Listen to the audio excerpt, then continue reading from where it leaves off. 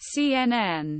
It may not be the lightest of topics to start a Sunday with, but it's one we shouldn't shy away from. Either gun violence has changed daily life in out of the classroom, and schools' parents are trying to change it, taking security into their own hands. This interactive feature to see the future of American classrooms that weekend, major film and television studios have offered best and last offers to striking writers, raising hopes that negotiations to end the months-long strike will result in a deal this weekend. Negotiators at the Writers Guild of America were expected to review the proposal and provide their response.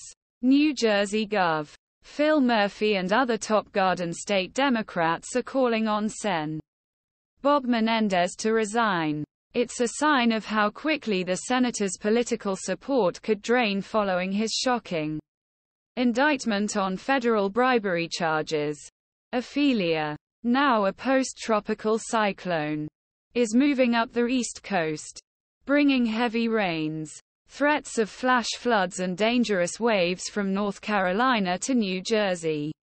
New York City issued a travel advisory warning of a prolonged rainfall event. Ukraine said a daring attack on Russia's Black Sea Fleet headquarters in Sevastopol, Crimea, left dozens dead and wounded, including senior leaders. Ukraine's attack demonstrates the vulnerability of critical infrastructure on the peninsula. The transportation company that owns the bus involved in a fatal crash while taking high school students to band camp in New York has been listed as an unacceptable operator by the state for failing to pass multiple safety inspections since 2022. 2 teachers were killed and many teachers were killed.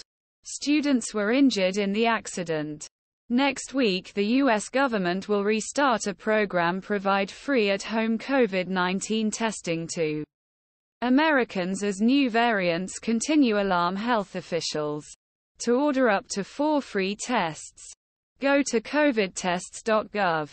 The government had sent more than 755 million free COVID-19 tests to people who requested them through its website before program was suspended in May following the end of COVID-19 public health emergency. Members of Parliament are preparing to return to session as the possibility of a government shutdown within a week increases.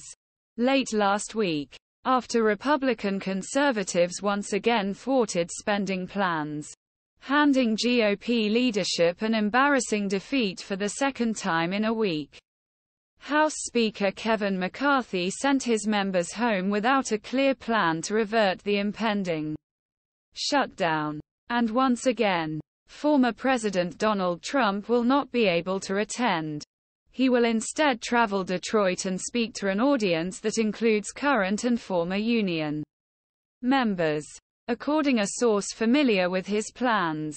Trump, who maintains a large lead in national polls and early state primaries, also skipped the first GOP primary debate in Milwaukee last month.